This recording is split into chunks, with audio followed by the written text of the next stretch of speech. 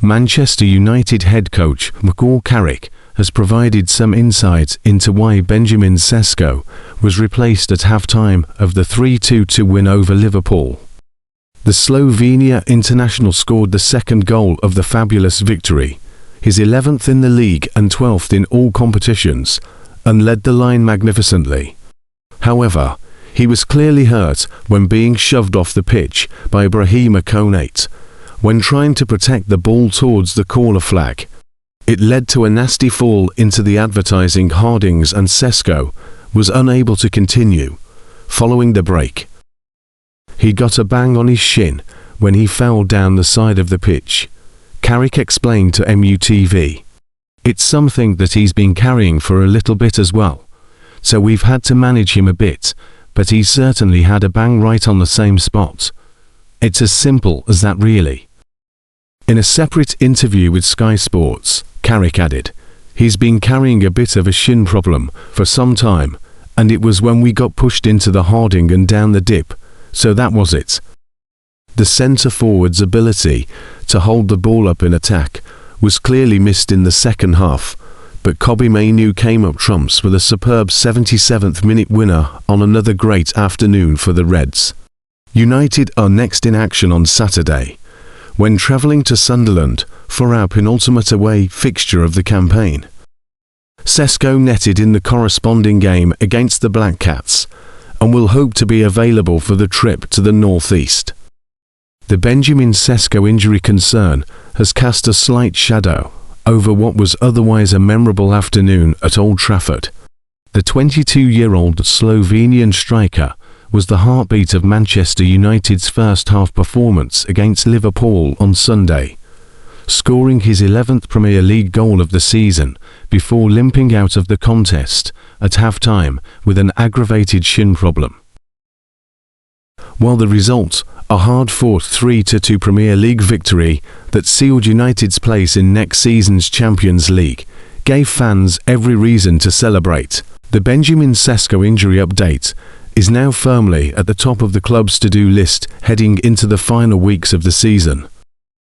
The incident that forced the striker off occurred during the first half, when Liverpool defender Konate's challenge sent Sesko crashing into the advertising hoardings on the touchline.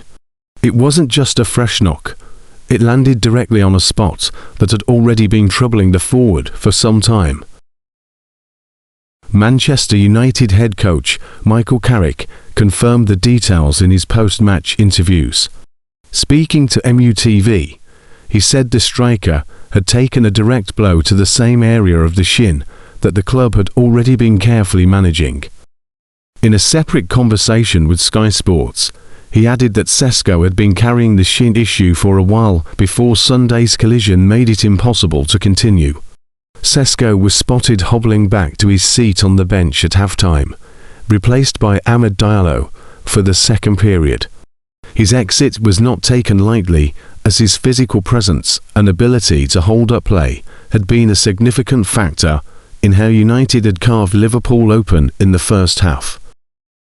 In terms of the bigger picture, United's campaign is already secure. Their Champions League spot for next season is confirmed, with the Red Devils sitting third in the Premier League table, 6 points ahead of fourth-place Liverpool, and just 3 matches remaining against Sunderland, Nottingham Forest, and Brighton and Hove Albion. That safety net means the club is unlikely to rush Sesko back before he is fully fit. As Carrick acknowledged, having their Champions League berth wrapped up gives them the luxury of patience. It would make little sense to risk aggravating the Benjamin Sesko injury further, with nothing critical left to play for in the standings. Sesko himself will be eager to return, with 11 Premier League goals to his name this season and a rapidly growing reputation as one of the most exciting strikers in Europe. The former RB Leipzig man will want to finish his debut campaign in the best possible form. Follow our full football coverage to stay updated. Timing of the Benjamin Sesko injury is unfortunate, but it shouldn't overshadow just how impactful the Slovenian has been since arriving at Old Trafford. Sunday's goal, a bundled effort via a deflection that survived a lengthy VAR review for a potential handball, was his 11th in the Premier League alone, a tally that puts him. Much of that return has come under Carrick's stewardship. After the departure of former manager Ruben Amorim, United shifted to a 4-3-1 system that gave Sesko more support around him in attack, and the results have been telling.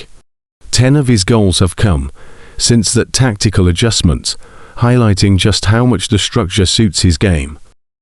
His goal against Liverpool was also not without drama.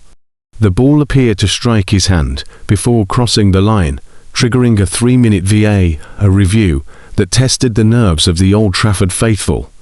The goal stood, and with it came a moment that summed up Sesko's season: physical, determined, and ultimately decisive. Much like how Premier League injury concerns have reshaped other clubs' plans this season, United will now need to plan accordingly.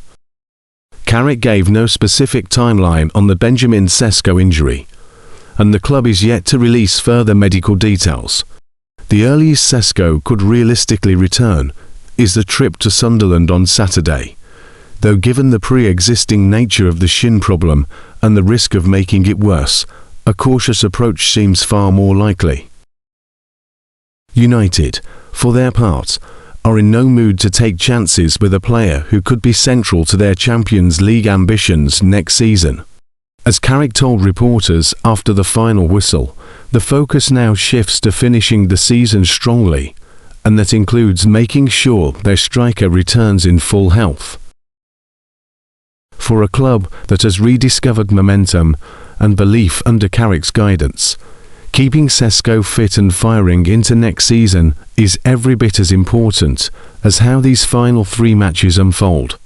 The priority is clear: manage the Benjamin Sesko injury carefully, get him back when he's ready, and ensure Old Trafford has its main man fit for Europe come September.